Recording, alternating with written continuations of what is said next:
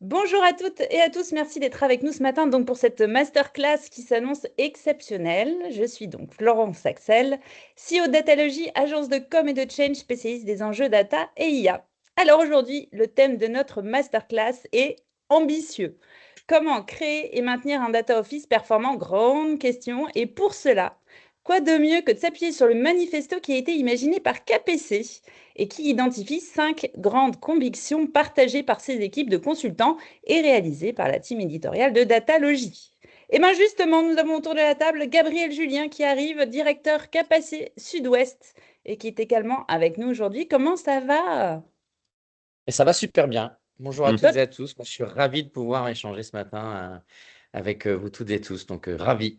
Tu vas toujours bien de toute façon. Le jour où je te vois pas avec le sourire, c'est vraiment qu'il y a un problème, Gabriel. C'est pas faux. C'est pas faux, C'est pas faux, effectivement. hein. Et comme c'est super enrichissant d'avoir autour de la table ceux qui l'ont fait, comme on dit, eh ben on est ravis avec Gabriel d'accueillir nos deux guests VIP du jour, Ahmad Mourtada, Head of Global Data Office chez Servier, qui a une riche expérience dans la transformation digitale et la démocratisation de la donnée, et on va en profiter. Bonjour. Et hello, et Pascal Assema, Chief Data Officer, branche grand public et numérique chez La Poste, qui partage donc une vision pragmatique et collaborative des défis data dans un grand groupe. Bonjour à tous les deux. Bonjour. Bonjour, ravi d'être là. Bon, pardon? Ravi d'être là. Ah ben, chouette, nous aussi on est vraiment ravis que tu sois là avec nous. Alors bonjour à tous les deux et puis bonjour à vous là qui nous rejoignez. N'hésitez pas, surtout si jamais vous avez des questions en cours de route qui vous taraudent, vous avez le chat pour ça. Alors le timing il est serré, hein, mais on fera le maximum pour pouvoir y répondre. Allez, on se lance direct, Gabriel. Tu es donc directeur de KPC Sud-Ouest. Et si tu nous en disais un petit peu plus sur ce fameux manifesto KPC en quelques phrases? Allez, ça marche. Effectivement, il y a maintenant plusieurs mois, on a réfléchi à avoir un contenu un peu historique, un peu différent de ce qu'on pouvait lire au quotidien. Et comme le groupe existe depuis 15 ans, en fait, nous, on a un cabinet de conseil en business intelligence à la base, et puis la BI s'est transformée en data au cours des différentes années. Et en fait, on s'est dit que globalement, on avait envie de construire un manifesto dans lequel on allait retrouver à la fois des convictions, parce qu'on ne détient aucune vérité. C'est aussi un point qui était très important dans la rédaction de ce manifesto.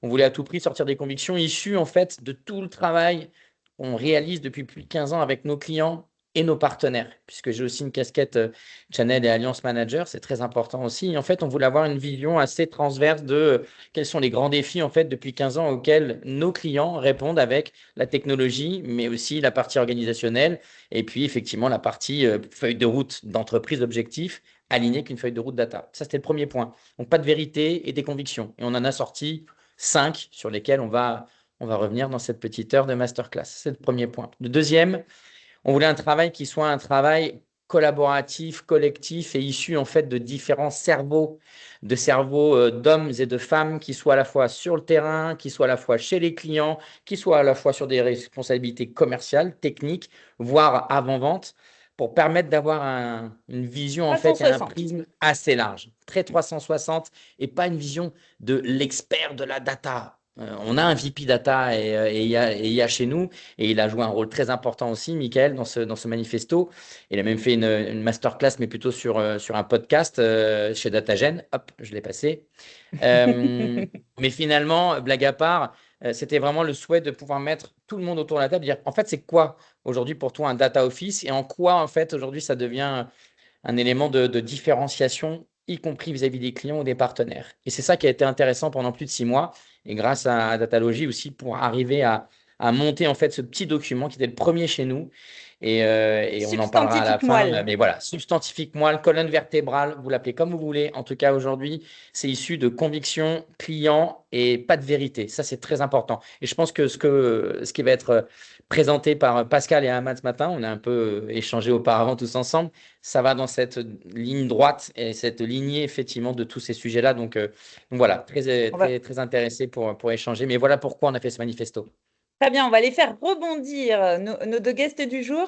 Avant qu'ils ne rebondissent, je te propose qu'on leur demande de se présenter en quelques mots, parce qu'on sait que tous les chemins, en tout cas pas mal de chemins, peuvent mener à la data. On est curieux de savoir quel a été le vôtre. Je te propose, Ahmad, qu'on commence par toi. Comment tu es arrivé dans la data?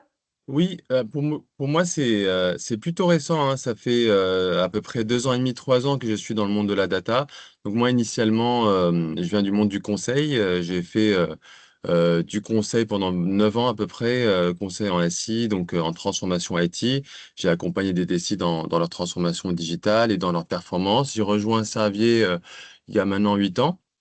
Et donc, pour travailler avec, enfin, pour prendre la performance IT. Et après, j'ai accompagné dans la construction de la direction de la transfo digitale du groupe pour piloter la perf, le portefeuille et la stratégie autour de la transfo digitale, dont la data. La data était un élément, et l'est toujours d'ailleurs, un élément clé de notre transformation digitale. Il y a 2 ans et demi, j'ai rejoint la Data Factory pour justement créer le Global Data Office qui est un élément clé dans notre stratégie de démocratisation de la data.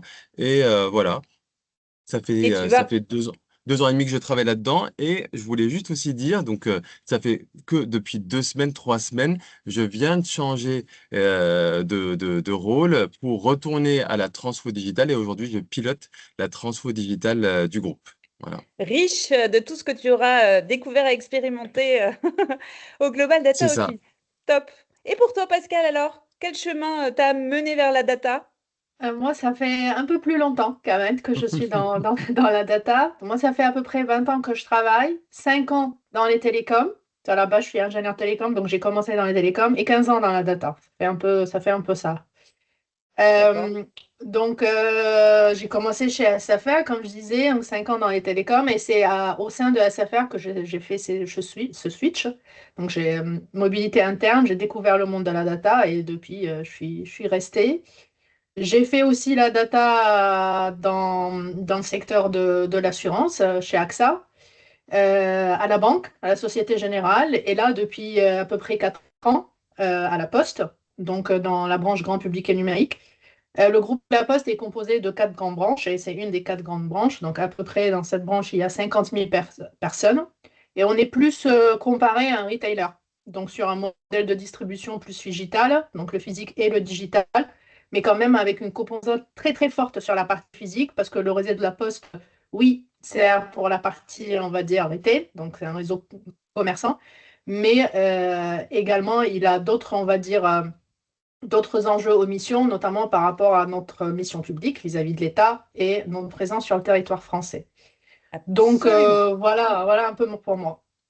Un joli parcours qui t'a amené, en fait, toi, tu étais déjà dans la data. Voilà, tu as passé beaucoup de temps déjà dans la data, immergé dedans. Je vous propose aussi, en fait, il y a un petit angle aussi qui est assez intéressant toujours, c'est de savoir qu'est-ce qu'on attend de la donnée dans les entreprises et d'essayer de voir en une phrase qu'est-ce que ça pourrait donner. Ahmad, au service de quoi est mise la data chez Servier? Si on devait le présenter en une phrase, tu dirais quoi? Alors, avant de répondre, pour bien expliquer, enfin, Servier, c'est un labo pharmaceutique français. Il est gouverné par une fondation. Et on est 20 000, un peu plus de 20 000 collaborateurs dans le monde. Et donc, en tant que laboratoire pharmaceutique, il est évident que la data allait au service du patient Mhm. et avant tout du patient, et exclusivement en fait du patient. Et donc la data, elle est au cœur de notre transformation digitale. Donc, je fais un peu plus qu'une phrase, du coup, Florence, tu m'excuseras. Mais en tout cas, dans ce cadre-là, la data, elle nous sert justement à accélérer l'innovation thérapeutique, à améliorer, donc elle est au service de la recherche de médicaments pour les patients, à améliorer l'engagement des médecins et l'adhérence des patients à leur traitement. Et aussi, elle nous sert à améliorer la vie des collaborateurs pour améliorer pardon, leur productivité, leur performance et leur capacité à prendre des décisions. Avant tout, D'accord, au service du patient. très bien. Et Pascal, alors à ton tour, qu'est-ce qu'on attend de la donnée en une phrase dans la branche numérique et grand public du groupe La Poste? Pareil, une phrase, ça va être compliqué. Euh, je vais essayer. Attends, j'essaie. Challenge. Donc, la data au service des 3 défis stratégiques de notre branche. Bim. Ça, c'est Après, dit. bon, voilà. Après, plus concrètement, au sein de notre branche, on a effectivement 3 défis stratégiques et un quatrième un peu en transverse. Le premier, c'est le client. Donc, comme j'ai dit, on est un peu enfin, on nous compare souvent à un retailer. Donc, bien évidemment, le client est au centre. Le premier défi autour de l'expérience client, le parcours client, toute la transformation digitale des parcours clients, etc., est dans ce défi-là. Donc, on a pas mal de use cases et de sujets qu'on adresse au service de ce défi. Le deuxième, c'est le business, le commercial. Donc, tout ce qui est le développement commercial. Comme je disais, on est sur un modèle de distribution digitale. Donc, on a également pas mal de use cases et on travaille beaucoup avec la direction commerciale en centrale dans la branche, mais également le terrain, beaucoup avec le terrain. Le troisième défi, c'est notre présence sur le territoire français, donc le réseau de la Poste. Je disais, il y a un enjeu business, mais il y a aussi le respect du contrat de présence postale avec l'État. Donc, notre maillage, il est hyper important. Le pilotage de notre maillage est hyper important.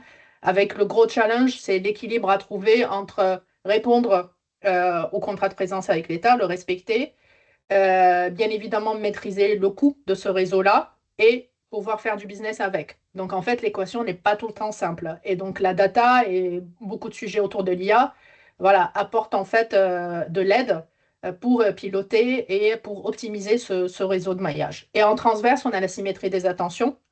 Parce que la poste, enfin, les postiers et les postières, c'est un élément central, hyper important au sein de la poste et pour le président, pour notre président. Et donc, du coup, il y a pas mal de sujets aussi, pas mal de use cases qu'on développe pour améliorer la qualité de vie au travail et accompagner les postières et les postiers dans leur quotidien. Et beaucoup, beaucoup aussi sur le terrain, bien évidemment. Très bien, très clair. Eh bien, super. Alors, ceci étant dit, je vous propose maintenant qu'on ouvre ce manifesto et qu'on découvre les cinq convictions. Top départ avec la première conviction. Donc, conviction numéro 1, le data office, une affaire collective. Gabriel, tu as, allez, une trentaine de secondes pour nous en dire un petit peu plus. Et voilà. Qu'est-ce qui se cache derrière? En fait, derrière cette première conviction, ce qu'on veut faire apparaître, c'est le fait que en fait, le data office n'est pas une option. Le data office, c'est l'affaire de tous.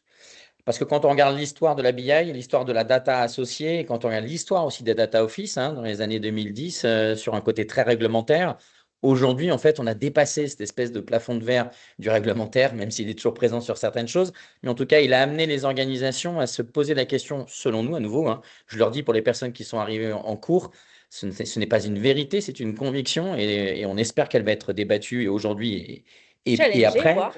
Voilà, et challenger parce que c'est vraiment le sujet. Mais en tout cas, nous, ce qu'on constate aujourd'hui, c'est que la data pour tous, en fait, c'est surtout le data office pour toutes les personnes qui sont au sein de l'entreprise, avec un niveau de scalabilité bien fort, un niveau du sur-mesure aussi, parce que toutes les organisations pardon, ne se ressemblent pas, et fort heureusement.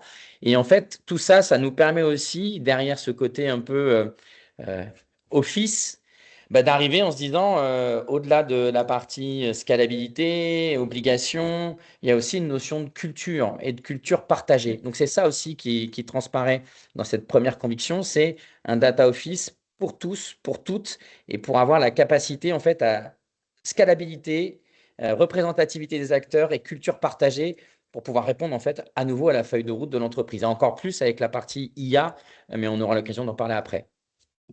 Très, très clair. Data Office, l'affaire de tous. Alors, moi aussi, c'est une phrase que j'entends beaucoup dans toutes les entreprises dans lesquelles on intervient.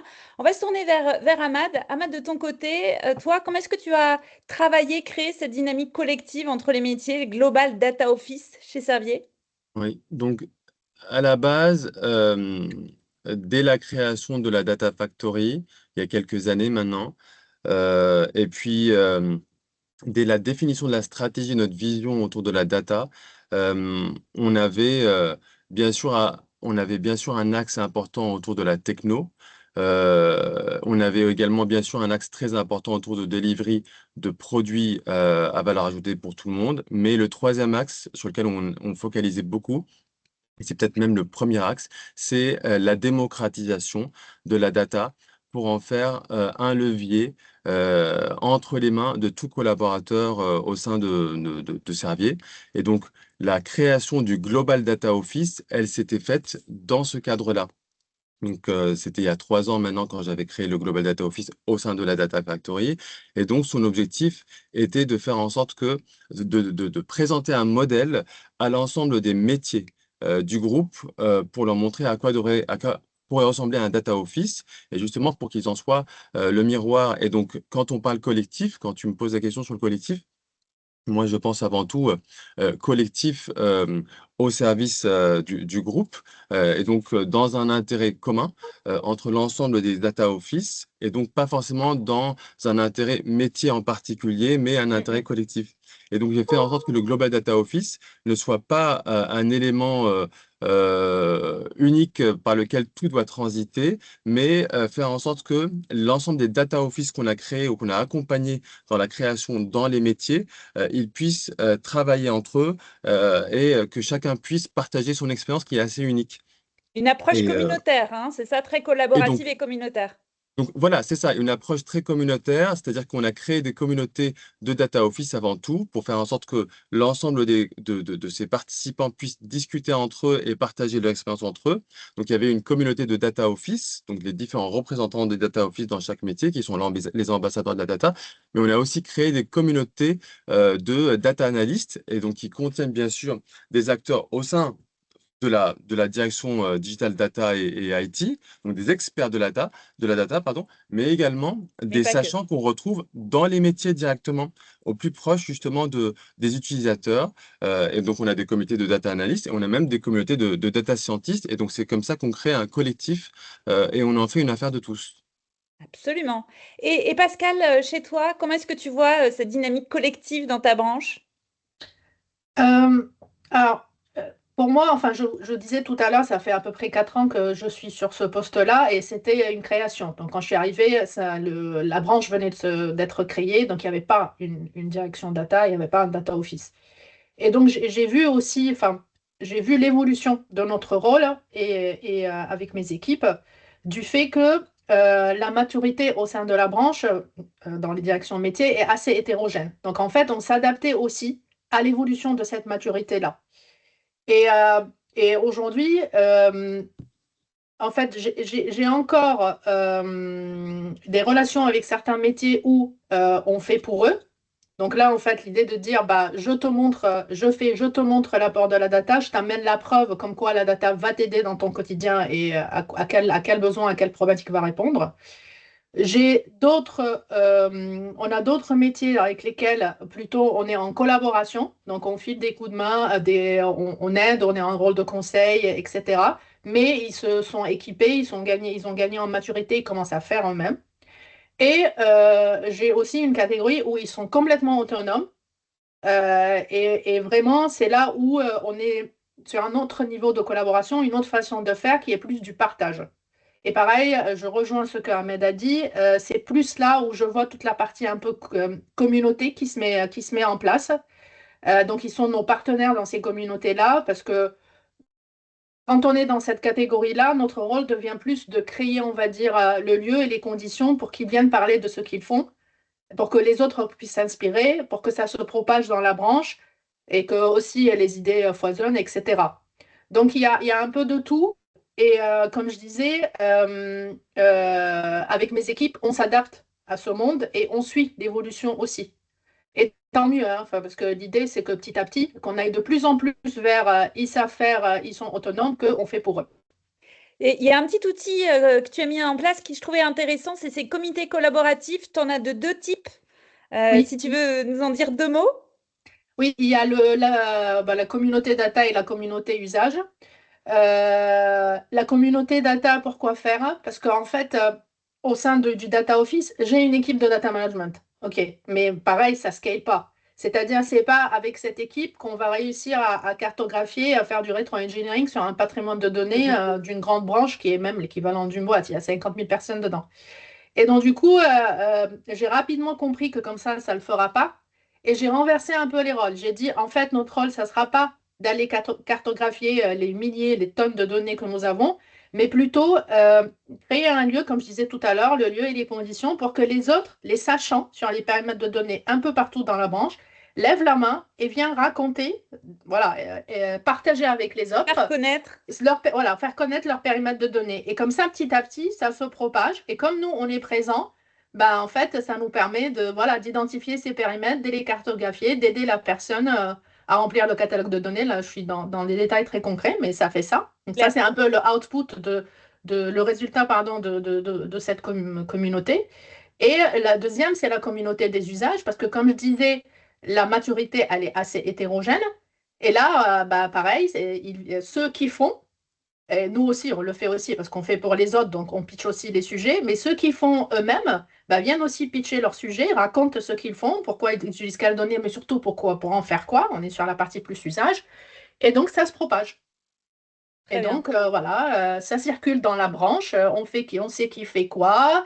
Ça crée des liens entre les gens, Mm. des idées. Enfin, C'est c'est intéressant super cette utile. approche, je trouve, voilà, d'avoir retourné retourné la machine pour les rendre proactifs. Ça va bien dans cette dynamique pour tous. Ça veut dire aussi, voilà, prendre et se saisir des sujets. Je vous propose qu'on passe tout de suite à la deuxième conviction du manifesto KPC, numéro 2, le data office et la marketplace humaine de la data. Donc, Gabriel, on a besoin d'un tout petit pitch de cette conviction également. Je pense qu'effectivement, il faut un petit peu d'explication. C'est un petit peu compliqué sur le papier quand on met version humaine, marketplace de la donnée. En plus, derrière, vous le verrez on parle d'un data hub humain. Bref, nous, ce qu'on a voulu passer comme message sur cette deuxième conviction, on a quand même pris ces termes-là pour des raisons bien particulières. Un, la partie version humaine, et ça rejoint un peu le côté data hub humain, parce que pour nous, il y a à la fois ce côté catalyseur des besoins des métiers, et puis la data, effectivement, est une des réponses. Il y a ce côté aussi marketplace, parce que quand on regarde la définition d'une marketplace, on est dans une notion d'intermédiation réglementée, c'est plutôt intéressant.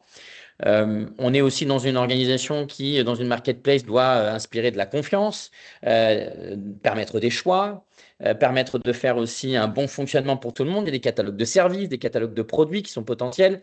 Donc finalement, on retrouve même ce côté horizontal et vertical des marketplaces qui peut faire appel à soit j'offre tout, soit je me spécialise. Et c'est un peu ce qu'on remarque aussi dans les organisations aujourd'hui chez nos clients, quelle que soit la taille. C'est là où ça s'adapte aussi, c'est que finalement, cette marketplace de la donnée, elle permet de se positionner sur un tiers de confiance qui répond à la totalité des besoins, que ce soit des besoins où on donne la totalité de l'expression et puis on a une équipe qui prend un relais et qui délivre un produit ou un service sur la base d'un besoin exprimé, ou alors on met à disposition du self-service parce que le métier en question a un niveau de maturité beaucoup plus fort, une aisance, une habitude, des assets qui sont déjà valorisés, alors on n'a plus qu'à consommer. Et finalement, c'est ça qui est intéressant pour nous à travers cette version de marketplace et de version humaine, c'est que on est à la fois sur le côté technologique, pardon, et on déroule des méthodos, des outils pour mettre à disposition, je crois que tu le disais Pascal, par rapport au patrimoine et des assets de qualité, ou pas, ça dépend. On essaye quand même de qualité. Et puis finalement, la version humaine, parce que la conviction, je pense qu'on a tous et tous autour de cette masterclass, c'est que plus on met de la donnée, plus on met de la confiance, plus on met de la techno, plus l'humain est au cœur en fait. Et donc, c'est ça qui est très intéressant aussi sur la version humaine de la marketplace, des données, c'est que finalement, de l'expression de besoin jusqu'à la vise finale, au milieu, on a toute la chaîne qui est valorisée avec cette notion-là. Top, hyper clair, merci beaucoup. Alors, je t'ai servi, Ahmad, c'est quoi la place du Data Office et puis surtout celle du Global Data Office, hein, puisque tu nous en parlais déjà un Oui. tout petit peu avant dans l'organisation? Alors, le Global Data Office fait partie de la Data Factory et donc il est au sein de la direction de ce qu'on appelle la DDSI, Digital, Data et SI. Et donc, comme je disais avant, dans une mission de démocratisation de la donnée, de l'usage de la donnée dans le groupe. Et donc, nous, notre organisation, elle a évolué depuis quelques années et donc justement en fonction de la maturité que tu évoquais, Gabriel, la maturité qu'on avait. Et donc, initialement, tout était centralisé au sein de la DDSI, au sein de la Data Factory. Enfin, vous avez un besoin, dites-nous ce que c'est, on s'en occupe, on vous livre votre solution, votre produit data. Et donc, au fur et à mesure qu'on a voulu accélérer justement le développement des usages data, on a fait en sorte que ce soit beaucoup plus démocratisé, donc rendre les métiers beaucoup plus autonomes à travers la création des data office. Et c'est là où on rentre dans un modèle hybride où nous, on continue à faire, on continue à produire, mais en même temps, on soutient les métiers pour qu'ils soient le plus autonomes possible, pour qu'ils puissent, comme tu l'évoquais, Gabriel, faire eux-mêmes du self-service. Donc ça se faisait au fur et à mesure qu'on grandissait, que notre maturité grandissait, pardon, en termes de techno, mais aussi en termes d'usage et en termes de mindset et de culture. Et donc, dans ce cadre-là, justement, le Global Data Office, qui avait la mission principale de définir la stratégie, mener l'acculturation, sur laquelle tu nous accompagnes d'ailleurs, Florence, avancer sur la gouvernance de la donnée, on a la responsabilité sur la gouvernance de la donnée, le MDM, accompagner dans la réussite des projets et des produits, dans le pilotage du portefeuille. On s'assure que chacun des métiers, dans son Data Office, dispose également de précisément ces missions-là, en miroir justement du Global Data Office.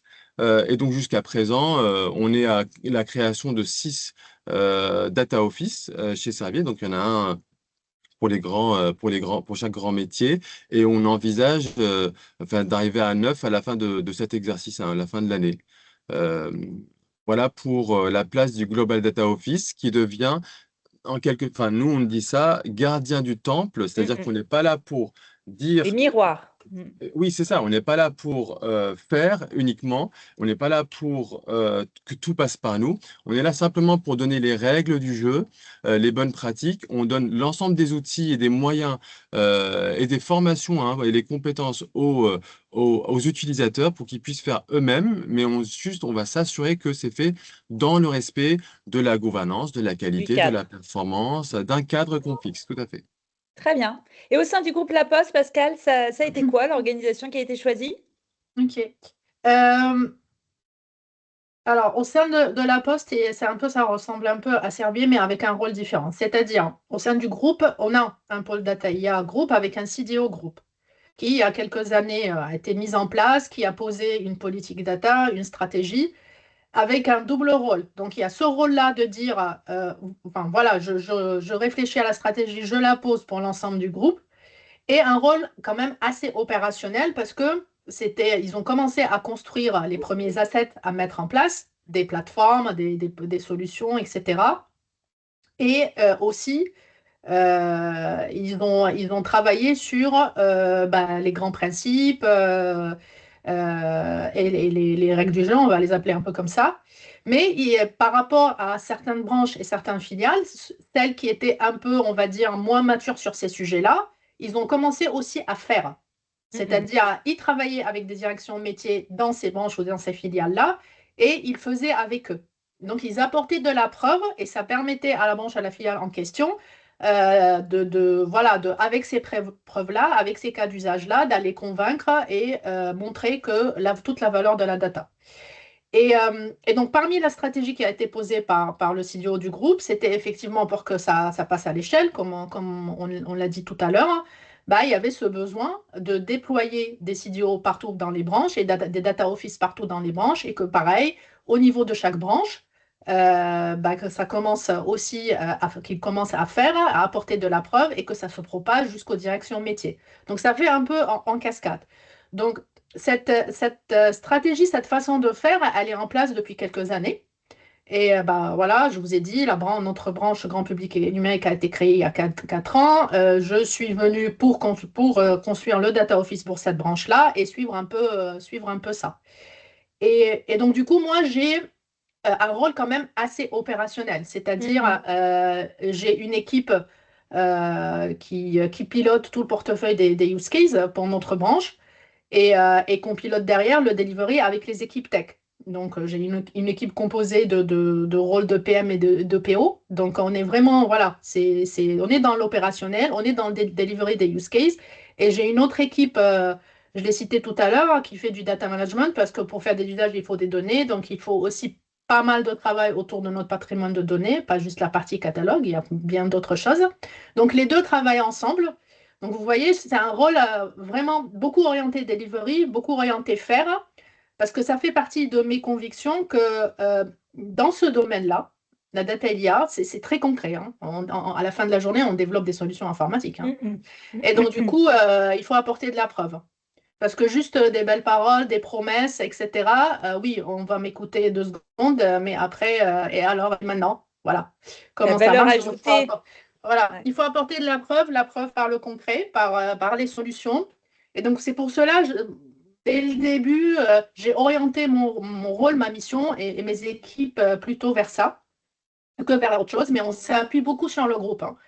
On s'appuie beaucoup sur le groupe et aussi, mis à part tout ce que j'ai dit sur la partie stratégie, les grands assets techniques, des grands principes, etc., il y a aussi c'est une force de financement aussi pour les branches. Donc, Bien sûr. ça permet de faire des setups, de data office, hein, peu importe leur taille. Ils permettent aussi, enfin, ils financent aussi les premiers use cases. Donc, c'est un bon enabler en interne, voilà, pour pousser cette transformation, pour l'accompagner, pour la développer. C'est hyper intéressant de voir toutes les variantes qui existent, hein, d'organisation et l'évolution même. D'ailleurs, c'est ce que vous racontez. Elle évolue aussi avec la maturité de l'entreprise et avec la structuration de l'entreprise à la base. Merci à tous déjà pour vos questions aussi que vous mettez dans le fil. Alors, on a un timing très serré. Par contre, n'hésitez pas à les poser. Promis, si ça n'a pas été traité pendant cette heure, on les poussera à nos 2 guests pour Moi, je me récupérer suis les permis infos. de répondre en direct sur le chat, Encore hein, mieux. mais voilà. Encore mieux, encore mieux. Et si jamais, voilà, il y en a certaines où on n'arrive pas à trouver le temps, eh ben, on vous le fera passer avec le replay. Je vous propose qu'on passe à notre 3e conviction. On en a donc 5 de ce manifesto chez KPC. Alors, cette conviction, c'est le Data Office Jiminy Cricket des entreprises modernes. Qu'est-ce que vous avez bien voulu porter comme message par cette phrase, cher Gabriel? Celui-là, c'est mon préféré. Alors, c'est mon préféré pourquoi? Parce que effectivement, je suis très très fan de De Jiminy Jiminy. Cricket, parce que ça rappelle en moi effectivement quelque chose de très enfantin, Très mais en tout cas longtemps.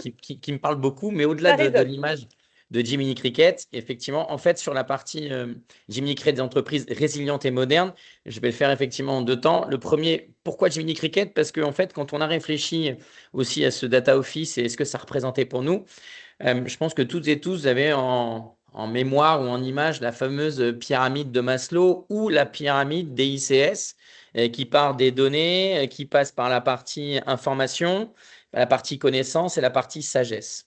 Et en fait, c'est ça qui était intéressant pour nous aussi pour arriver à ce personnage de Jiminy Cricket en mode conscience. Alors, ce que j'aime aussi chez Jiminy Cricket, c'est le côté comique, hein, bien évidemment, mais le côté sagesse, puisque c'est bien lui qui est là pour faire prendre conscience des décisions sur la petite épaule qui vous accompagne comme un compagnon. C'était ça qui était assez intéressant aussi dans l'image de Jiminy Cricket, mais tout ça pour dire que finalement, le plus important aussi quand on met en place un data office et quand on essaye d'aller vers quelque chose de vertueux, c'est finalement de se nourrir des données. Le data office se transcende très rapidement en information office, hein, dans lequel on peut aller chercher de l'information. Et cette information, en fait, comme elle est contextualisée, nous permet de prendre des décisions et donc de passer finalement à l'étape d'après qui est je prends des décisions, j'accumule tout un corpus et j'accumule une connaissance que je documente autant que faire se peut, que je mets à disposition finalement aussi des métiers, de l'IT, eux de partenaires tiers, parce qu'en fait l'ouverture d'un data office, c'est aussi ça qu'on a voulu mettre dans ce côté Jiminy Cricket et puis résilient et moderne,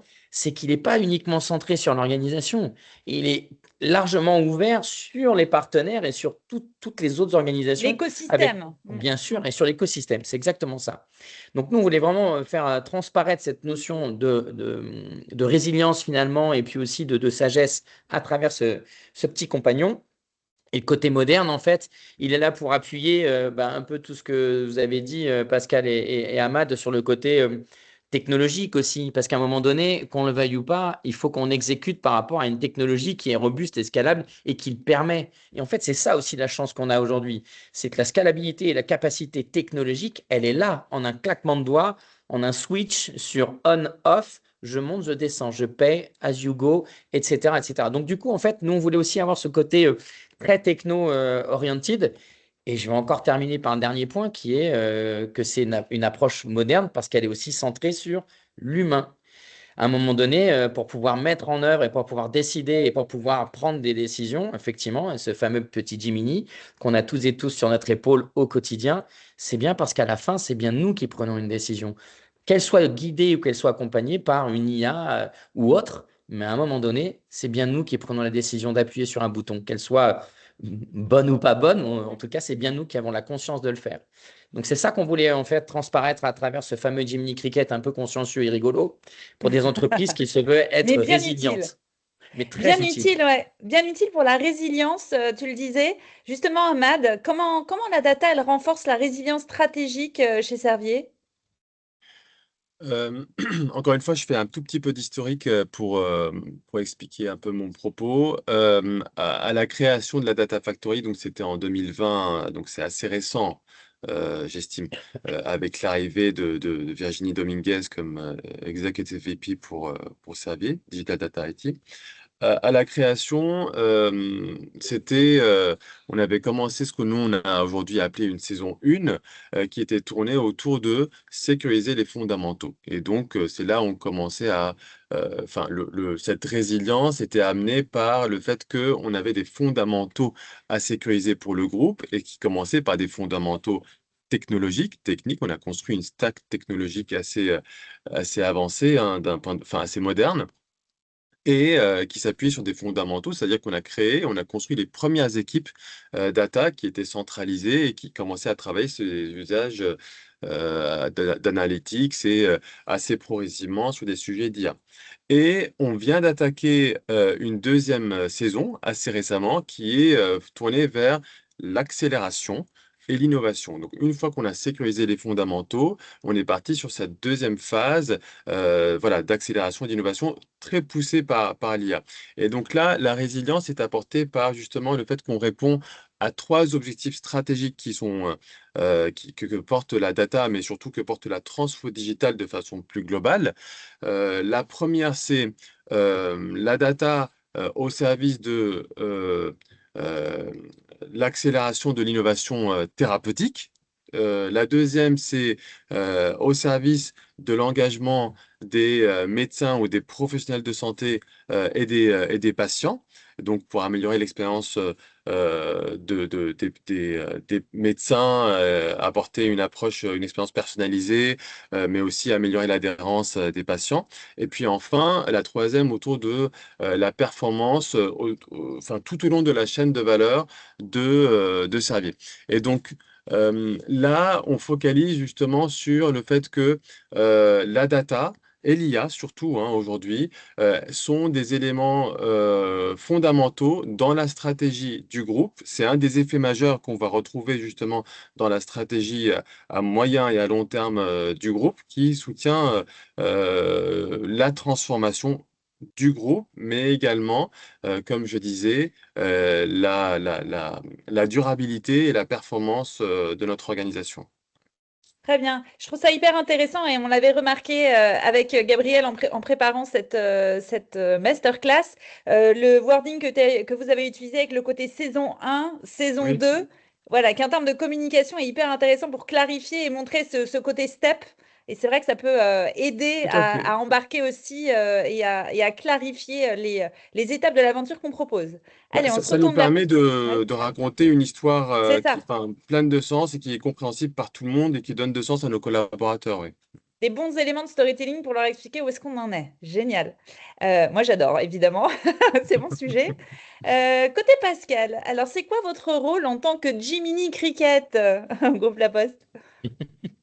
Euh, J'aime bien Jiminy Cricket, mais j'aime aussi Mouton à cinq pattes. Parce qu'on est vu comme ça. C'est pas On faux, est, c'est pas on est, faux. oui, non, sérieux, on est vu comme ça. Parce qu'on est un peu entre les deux mondes, hein. Tout à l'heure, je répondais dans la conversation sur l'histoire du rattachement à un métier, à un IT, etc. Moi, je suis entre les deux mondes, donc je ne suis pas rattachée à l'IT, mais je ne suis pas rattachée à un métier en particulier, donc c'est assez transverse. Et le mouton à cinq pattes, parce que, en fait, que ce soit mes équipes ou moi, on attend de nous, est-ce qu'on puisse avoir un langage commun, on va dire, avec les métiers. Et en fait, on a des métiers hyper transverses. Donc, ça saute du coq à l'âne. Et en fait, l'idée, c'est qu'on puisse comprendre le métier de chacun. Parce que pour comprendre ces problématiques et être force de proposition sur les solutions, bah, on commence le début, c'est comprendre son métier en soi. Et de l'autre côté, en fait, bah, faire un peu la traduction et travailler avec les équipes tech, les équipes IT, pour développer des solutions. Et pareil, avoir une sorte de je vais pas dire on n'est pas des experts techniques, mais avoir aussi la capacité à comprendre la partie technique. Mm. Et donc voilà, on est entre les deux mondes, qui fait que on s'attend de nous à avoir une sorte de double compétence, donc de pouvoir naviguer aussi entre ces deux mondes-là. Et donc d'où le fameux mouton à cinq pattes. Euh, voilà, après C'est déjà la pas mal, partie, hein? ouais, la partie de Jiminy Cricket, je pense, moi je le vois plutôt, oui, dans le rôle conseil. Donc voilà, le petit qui est là, qui va conseiller, souffler les bonnes idées, etc. Ou dire attention, là c'est une mauvaise idée. Donc je joue pas En mal aussi choisissant ce les bons rôle, mots. Ouais. ouais, ce rôle de conseil. Ce qui est le côté on fait pour les autres au début, mais je disais aussi on est sur des modèles où on accompagne et en fait quand ils sont hyper matures, on est dans une relation complètement différente. Bien sûr. Donc je suis plutôt voilà un peu leur conseiller en interne, mais voilà ils savent faire. Ça évolue avec la maturité de l'entreprise. On passait à la quatrième conviction, passer de la défensive à l'offensive. Donc la meilleure défense, c'est l'attaque. C'est ça, Gabriel? Oui, c'est ça. Cette conviction-là, c'était de partir d'un principe qui était toujours, si on revient sur le côté un peu réglementaire, à un moment donné, on a dû mettre en place un data office pour répondre à un côté très réglementaire. Donc, en fait, on subit, au sens premier du terme, il n'y a rien de péjoratif, le fait qu'on doit s'aligner par rapport à un cadre, une règle à laquelle on doit être un peu compliant. Aujourd'hui, quand on parle à nouveau de data office moderne, résilient, etc., nous, ce qu'on s'est dit, c'est qu'effectivement, il fallait que on soit plutôt dans un mode offensif. Et ce mode offensif, c'est même un mode, on l'a même appelé pervasif, au sens où on souhaite, dans notre conviction, passer le message que le data office doit être omniprésent. Ça ne veut pas dire qu'il est omniscient et qu'il est à nouveau avec une vérité à 100%. Par contre, il doit être présent dans tous les sujets. Je laisserai Pascal et puis Ahmad rebondir là-dessus, mais j'ai le souvenir d'une Chief Data Officer qui me disait, il n'y a pas un projet chez nous qui démarre pas avec un comité data au début, en fait. Et s'il n'y a pas ce comité data, moi, Prérequis. je lève la main et je vais voir, en fait, mes sponsors et je leur dis, ce projet, on ne le démarre pas. Et je vais vous expliquer pourquoi. C'est pas la notion de caprice ou la notion d'être au niveau pervasif, effectivement, mais le côté un peu mauvais, mais plutôt le côté de l'histoire raconte que quand on a mis effectivement les bons comités au début, ben, l'histoire a pu se dérouler et on a pu avoir des garde-fous, voire même à un moment donné décrocher et dire le comité data fait dire que sur ce projet-là, en fait, on n'a pas une véritable valeur ajoutée à court terme. Mais on reviendra dans la boucle à tel moment parce que le jalon dont vous aurez besoin de nous. Mais on est informé. Et donc la chaîne de valeur, elle est tout de suite, en fait, dès le début, mise, pardon, au bon endroit. Donc c'est là où on voulait dire qu'effectivement le côté offensif était vraiment. Alors il y avait tout le côté un peu sportif parce qu'on aimait bien ce côté-là, mais et que c'est un peu aussi. Je pense qu'on est toutes et tous un peu dans cette dynamique d'être proactif.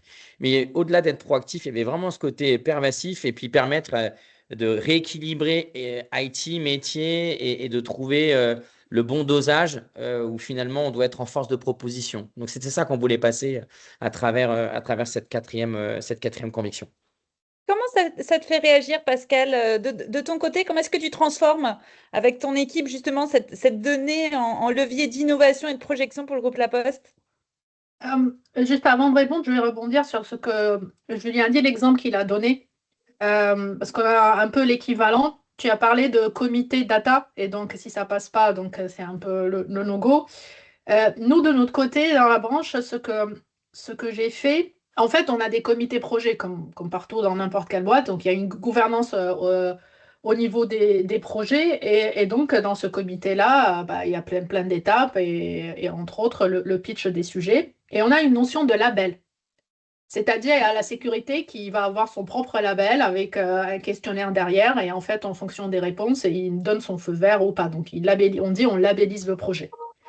Et donc, il y a quand je suis arrivée, une fois que j'ai compris comment ça marche, j'ai fait un accord avec le owner de cette gouvernance pour mettre en place un label data. Et donc, c'était une manière pour moi de s'assurer et de m'assurer, et donc du coup aussi pour faire gagner en réflexe et en maturité, pour m'assurer que dans tous les projets que toutes les directions métiers portent et sont en train de faire, on n'a pas oublié la partie data. Voilà. Donc, il y a on va dire le minimum syndical, la base des checks, de la checklist à faire sur la partie data dans chaque projet. Donc, c'était via cette manière-là d'apporter le réflexe data et de faire gagner en maturité sur la partie data dans les projets. Donc ça, c'était la petite parenthèse par rapport à ce que tu as dit, Julien. Mais super intéressant parce que très, très concret. Je suis sûre que Oui. l'idée, voilà, super idée, c'est label data. J'étais sûre que ça ferait réagir. Ouais. Merci. En fait, Merci pour c'est cette très input, drivé ouais. pragmatique. Pour que ça marche vraiment, enfin, Ouais. c'est voilà, comprendre un peu comment l'écosystème fonctionne et essayer de trouver une façon pragmatique de faire les choses pour que aussi ça soit, voilà, ça soit Adapté. adapté et aussi Contexte, absolument. adopté, pas juste adapté, adopté. Ouais. Donc il faut Ouais. pas chercher la complexité. Moi, Alors, enfin, je radote, mais la particularité, c'est que la branche, elle est très grande. C'est-à-dire, je ne peux pas chercher la complexité. C'est déjà complexe, vu la taille. Donc, il faut plutôt avoir un mindset à l'inverse, chercher la simplicité pour que ça passe. Et donc, par rapport à ta question sur le côté offensive, euh, au début, oui, c'était le cas. Bien évidemment, c'était le cas. C'est-à-dire, si je prends une base de 100 projets dans le portefeuille data, il y avait peut-être 90 projets. C'est l'offensive dans quel sens? En fait, dans le sens, c'était nous qui poussons. Donc, on propose, on identifie des besoins parce qu'on est un peu partout, on se balade un peu partout, on discute avec plein de métiers, on est dans plein de comités de gouvernance projet, donc on identifie et on pousse. Et sur les 100, il y avait 90 poussés par nous et 10, c'est les métiers qui viennent nous voir parce qu'ils ont ils ont un besoin et ils ont fait le lien, le match avec la data IA et ils disent peut-être avec ça, ça peut nous apporter une réponse. Et, euh, et c'est là, en 2024, euh, à peu près à la rentrée, après l'été, où j'ai commencé à avoir un switch quand même assez considérable. Où en fait, ils ont commencé à taper énormément à notre porte. Et donc, ça a commencé un peu ce déséquilibre, on va dire rééquilibrage. 90-10. Voilà. Et ça commence à se rééquilibrer petit à petit. Et pour moi, c'est un indicateur. C'est un très bon indicateur sur voilà, les bons réflexes, la maturité. Donc, franchement, ça fait hyper plaisir que ça ne soit pas tout le temps nous qui poussons, mais Claire. ça arrive. Ouais. J'ai un Voilà. chief data officer, il me disait, moi, mon critère, c'est le nombre de fois où mon téléphone sonne. Plus il sonne, et voilà, pour moi, c'est que ça avance dans le bon sens. Amat, chez Servier, ça se passe comment? Je crois que Oui. l'approche, elle n'est ni offensive ni défensive. C'est un autre parti pris. Tu nous Bah, racontes? oui, c'est ça. En tout cas, c'est pas forcément les mêmes termes. Je comprends parfaitement le concept de défensive et offensive et ça a du sens, mais c'est pas forcément l'approche effectivement que nous on a adoptée ou la façon dont on voit les choses. On parle plutôt de approche opportuniste versus approche systémique. Et donc, ça a commencé par, enfin, l'histoire a commencé par une approche plutôt opportuniste, c'est-à-dire qu'il fallait, on voulait se lancer dans la data, on savait qu'il fallait y aller, mais pour faire quoi? Donc, on a commencé à aller faire le tour, discuter avec les métiers pour voir, voilà, qu'est-ce qui est important pour vous, quels sont vos pain points, comment on peut vous aider, et surtout, les métiers venaient nous voir en disant, j'ai ce problème, j'ai ce pain point, j'ai cette difficulté, j'ai besoin d'avoir accès à telle donnée ou avoir tel reporting. Et c'est comme ça que ça s'est progressivement fait. Et pendant quelques temps, pendant que nous, on construisait les fondations, on en profitait pour mener les premiers use cases, ou en tout cas, je vais le dire dans l'autre sens, on construisait les fondations en s'appuyant sur les premiers use cases, les premiers produits, et c'était comme ça qu'on avançait. Donc ça, c'est ce qu'on appelle notre approche opportuniste, c'est-à-dire que c'était par opportunité, on trouvait des opportunités avec chaque métier pour voir quels étaient leurs besoins au plus court terme. Et ça a duré quelques temps, 2, 3 ans.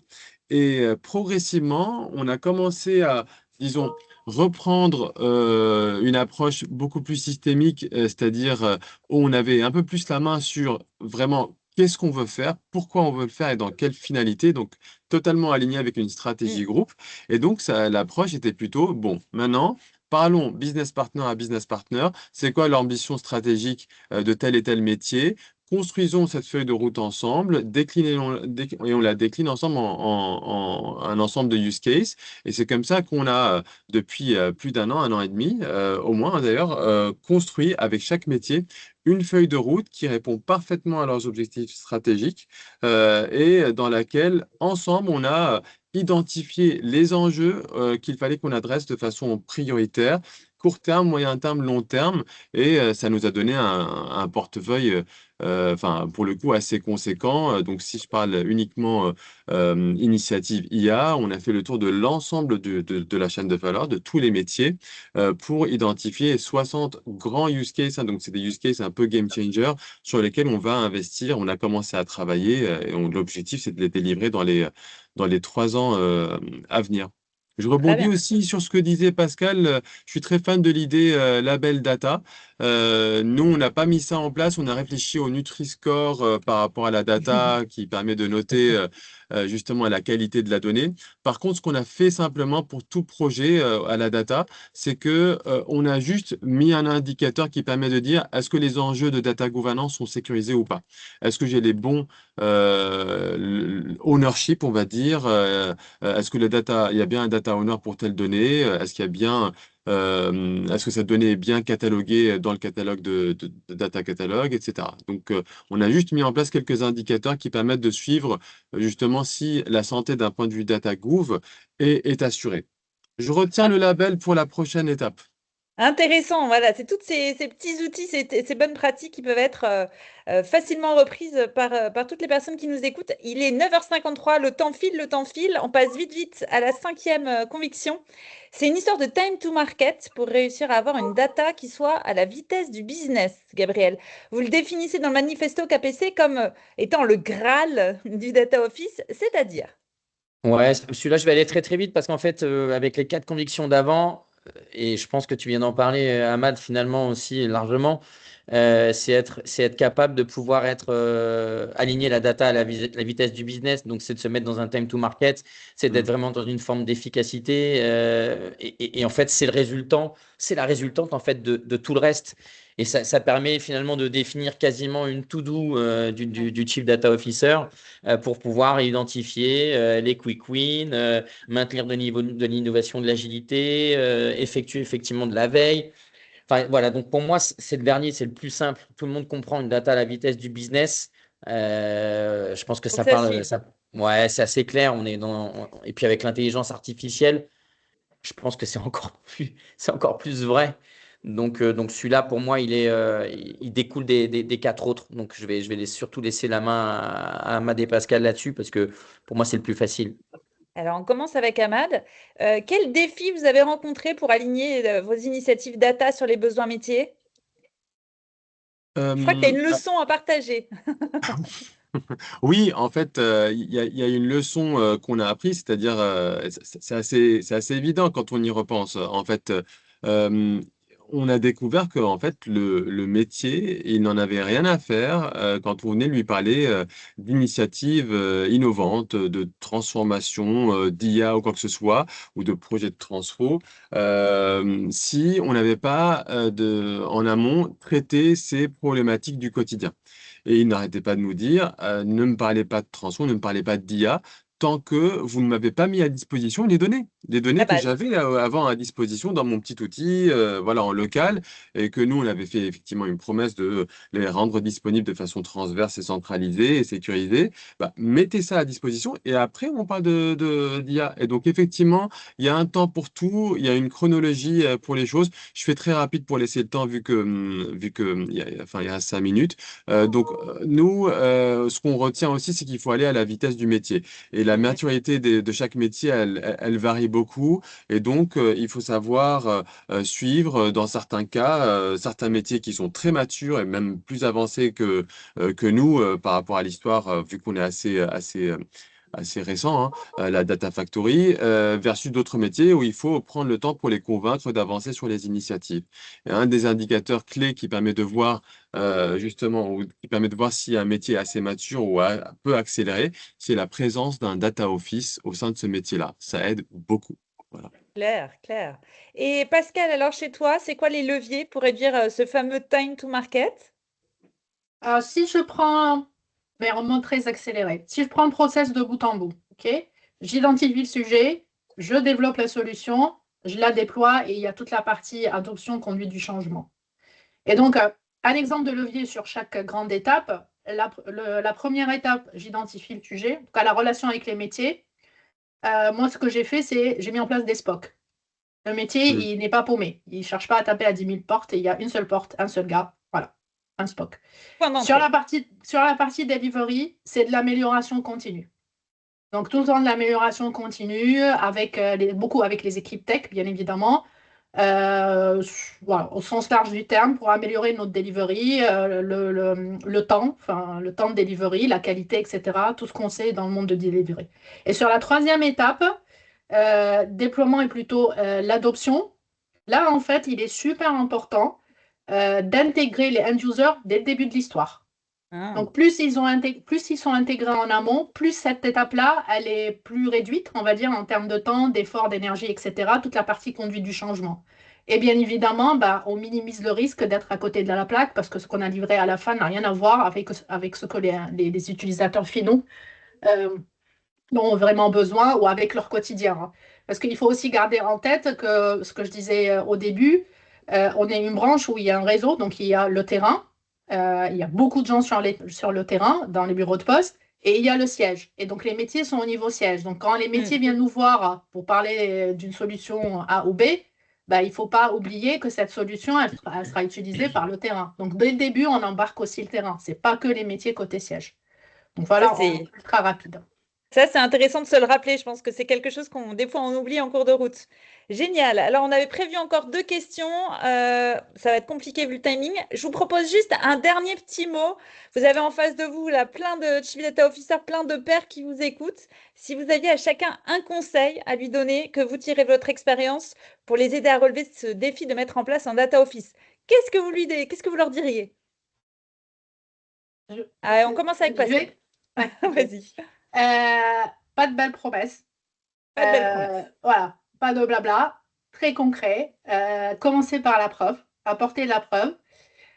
Bien comprendre là où ça fait mal pour choisir les sujets et commencer par ces sujets-là où ça fait mal parce que c'est là où en fait apporter des solutions va faire toute la différence et ça va aider à convaincre et ça va aider à en faire d'autres et d'autres et d'autres.